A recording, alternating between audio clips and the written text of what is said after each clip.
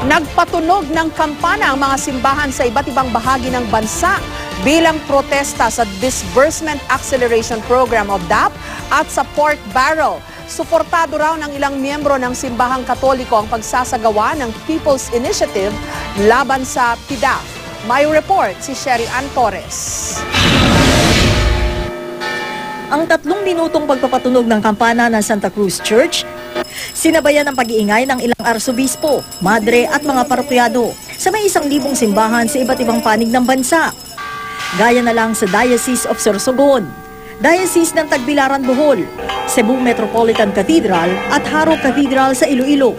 Ito raw ang maingay na protesta ng simbahan kontra sa iba't ibang uri ng korupsyon. Ang simbahan bilang isang kabuuan ang siyang higit na nakakakita nitong mga nangyayari at naghahanap na ito ay harapin at ihanap ng pagbabago. Buo raw ang suporta ng simbahan sa iminungkahing People's Initiative ni retired Chief Justice Renato Puno para i-abolish ang pork barrel. Tinatanggap naman natin na ito ay isang demokrasya at tinatanggap naman natin ito na isang pamamaraang konstitusyonal at ayon sa batas.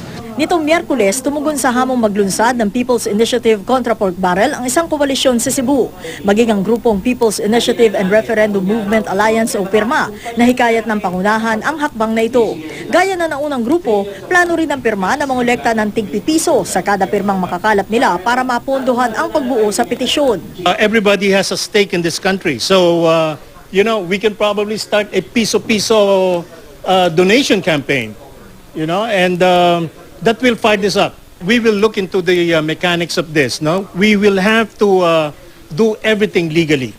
Sa gitna ng pag-asang mapagtagumpayan ng kampanya laban sa pork barrel sa pamamagitan ng People's Initiative, may ilan namang bumabatiko sa ganitong paraan. Kasi pupunta ka sa Tawi-Tawi, mag-gather ka ng 3% ng signature doon. Pupunta ka sa Sulu, mag-gather ka ng 3%. Kailangan mo ng billions of pesos. Si House Speaker Feliciano Belmonte, pabor daw sa pagsusulong ng People's Initiative. Pero gaya ng sinabi na ng ilang politiko at eksperto, hindi raw ito magiging madali. When I said that I was in favor of it, I was in favor of trying it. But I wasn't very optimistic that it can succeed. Sherry Ann Torres, GMA News.